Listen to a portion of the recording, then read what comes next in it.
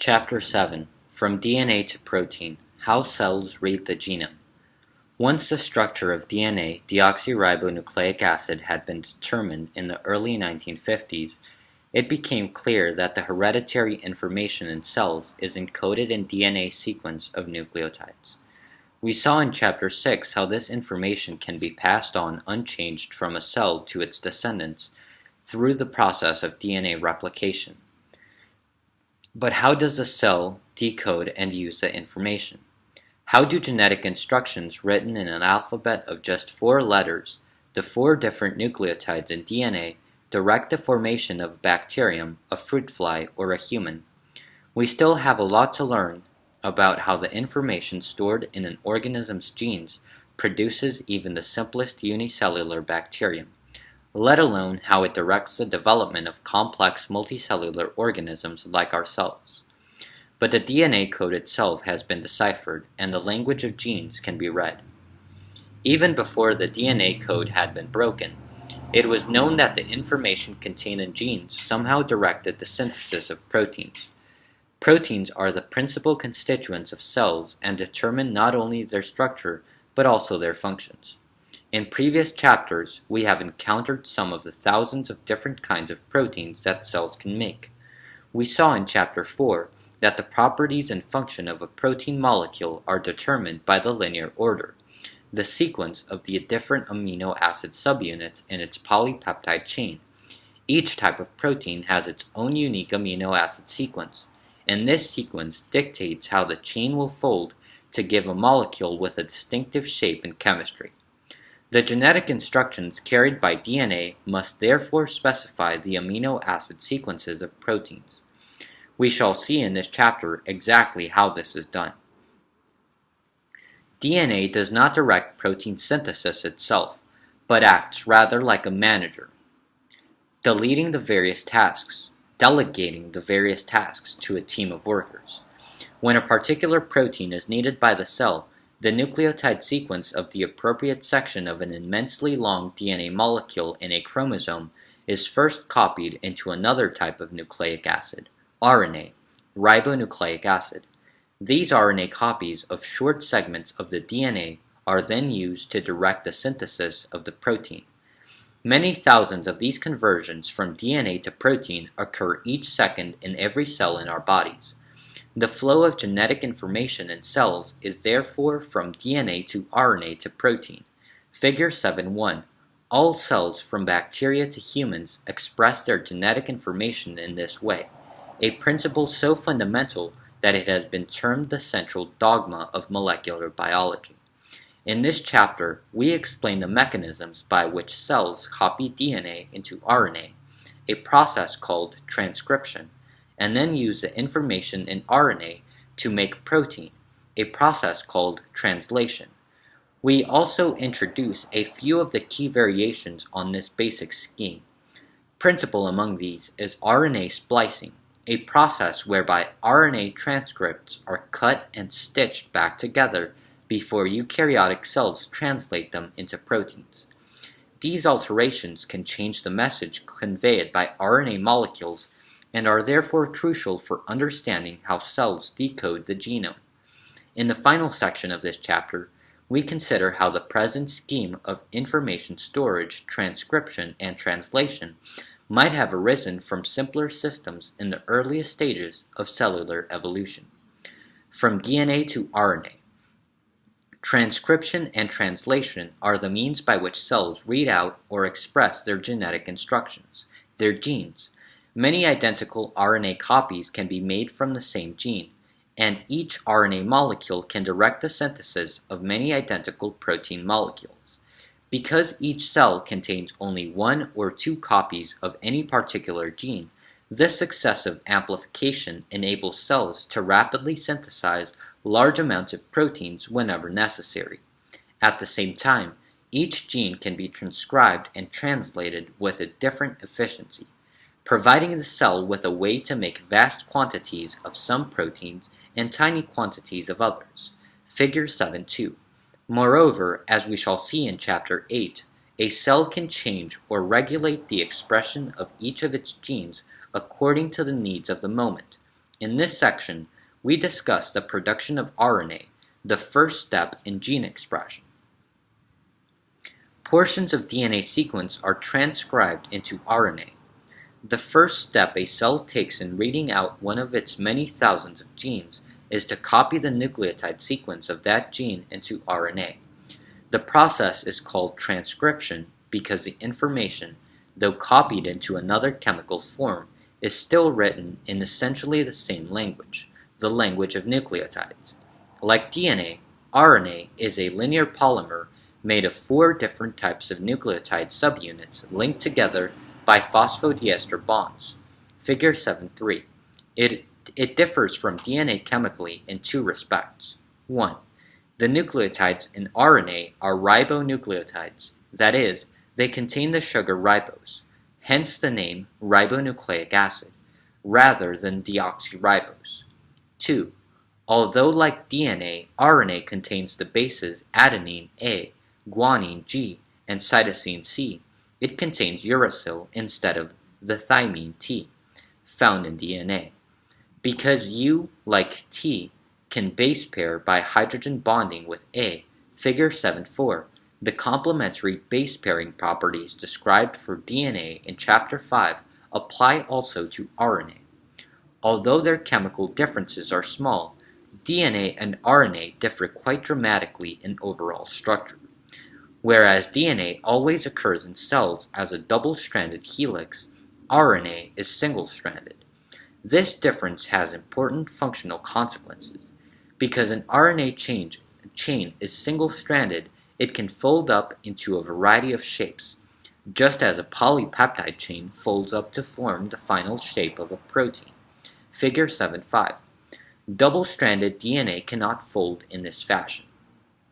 As we shall see later in this chapter, the ability to fold into a complex 3-dimensional shape allows RNA to carry out function in cells in addition to conveying information between DNA and protein.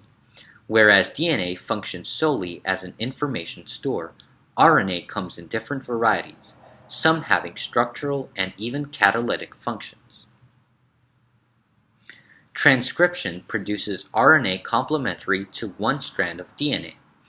All of the RNA in a cell is made by transcription, a process that has certain similarities to DNA replication, discussed in Chapter 6. Transcription begins with the opening and unwinding of a small portion of the DNA double helix to expose the bases on each DNA strand. One of the 2 strands of the DNA double helix then acts as a template for the synthesis of RNA. Ribonucleotides are added one by one to the growing RNA chain, and as in DNA replication, the nucleotide sequence of the RNA chain is determined by complementary base pairing with the DNA template. When a good match is made, the incoming ribonucleotide is covalently linked to the growing RNA chain in an enzymatically catalyzed reaction.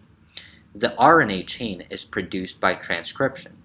The transcript is therefore elongated 1 nucleotide at a time and has a nucleotide sequence exactly complementary to the strand of DNA used as a template.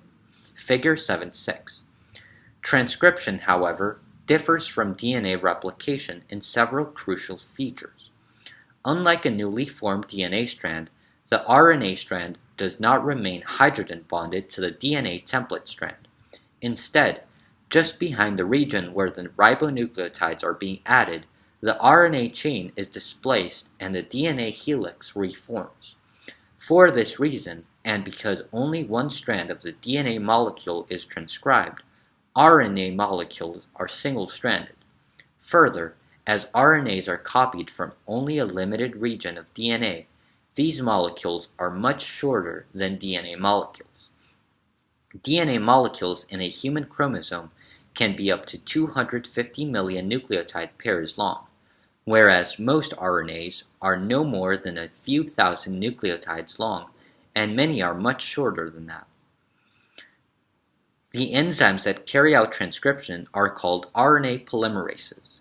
Like the DNA polymerase that carries out DNA replication discussed in Chapter 6, RNA polymerases catalyze the formation of the phosphodiester bonds that link the nucleotides together and form the sugar phosphate backbone of the RNA chain.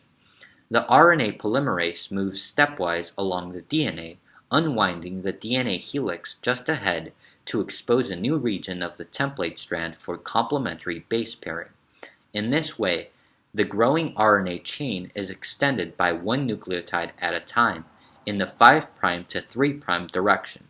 Figure 7.7. The enzyme uses ribonucleoside triphosphates ATP, CTP, UTP, and GTP, whose high-energy bonds provide the energy that drives the reaction forward. See Figure 6.10. The almost immediate release of the RNA strand from the DNA as it is synthesized means that many RNA copies can be made from the same gene in a relatively short time.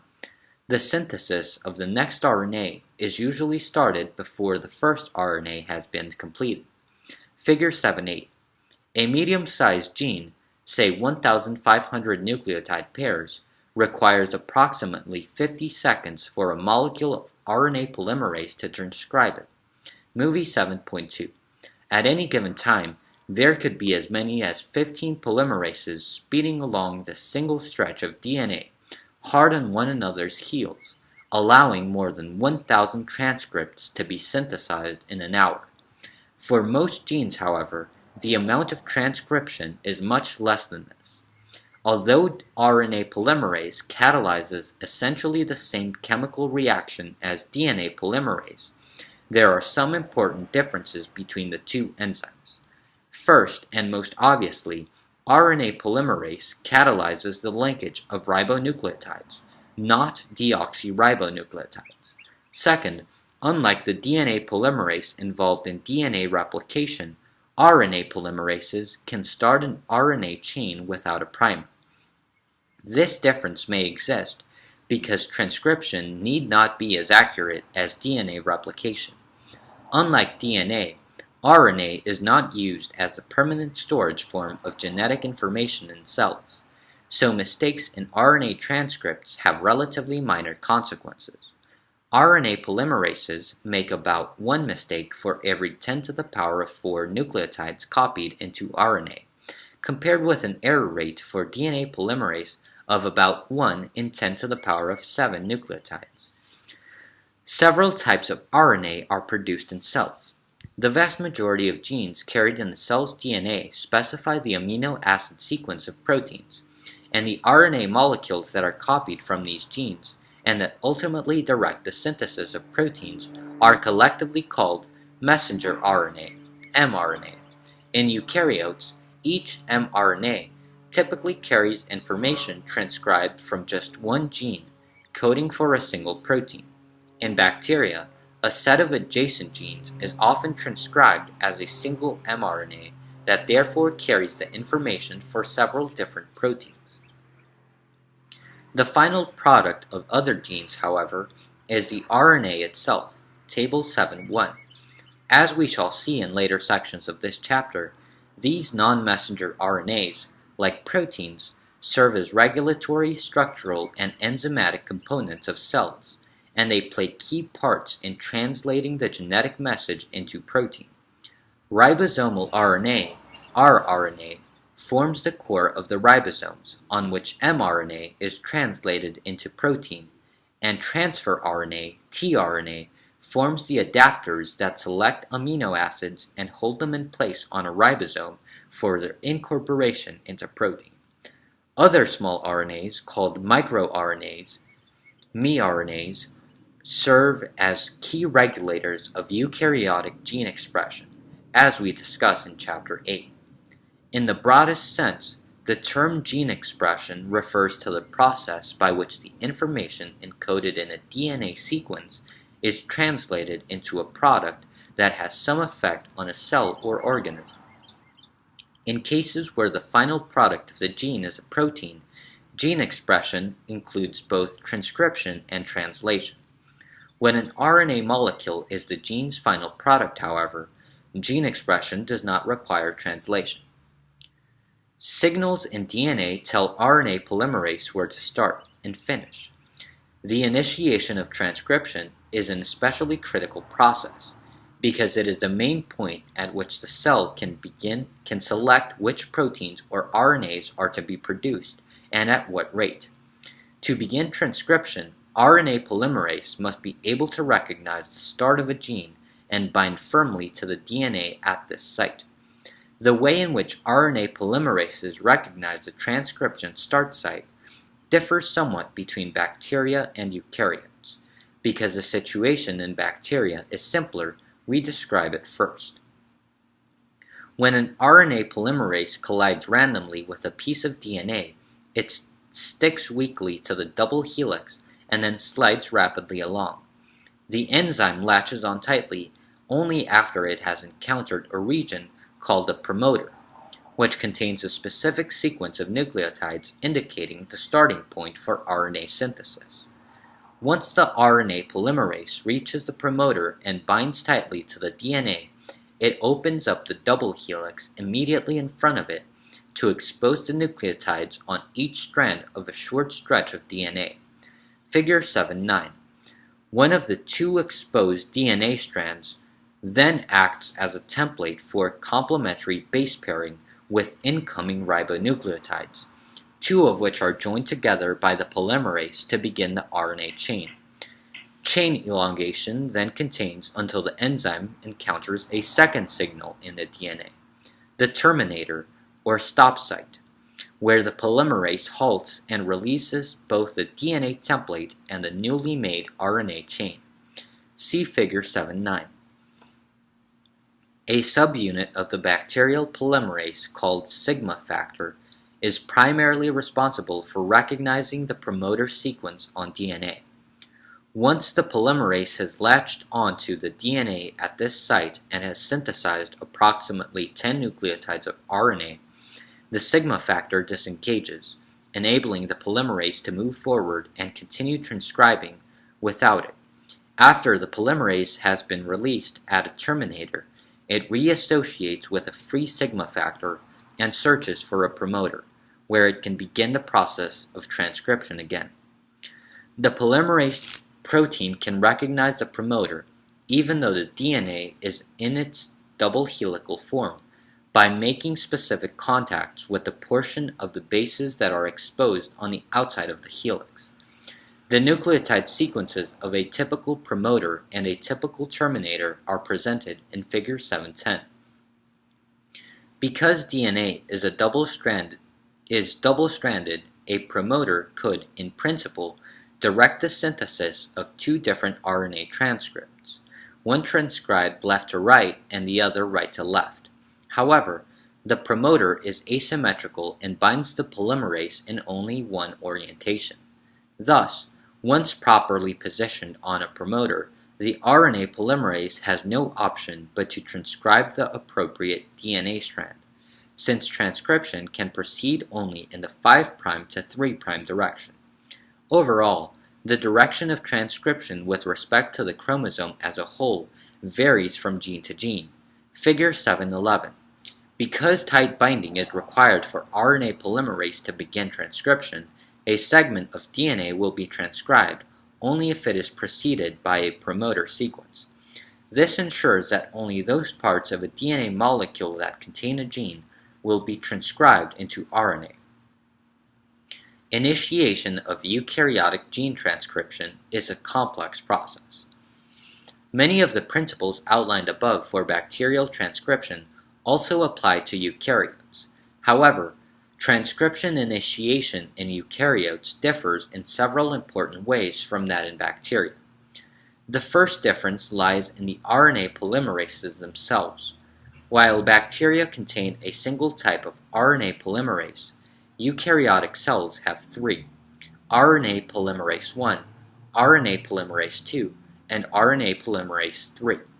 These polymerases are responsible for transcribing different types of genes.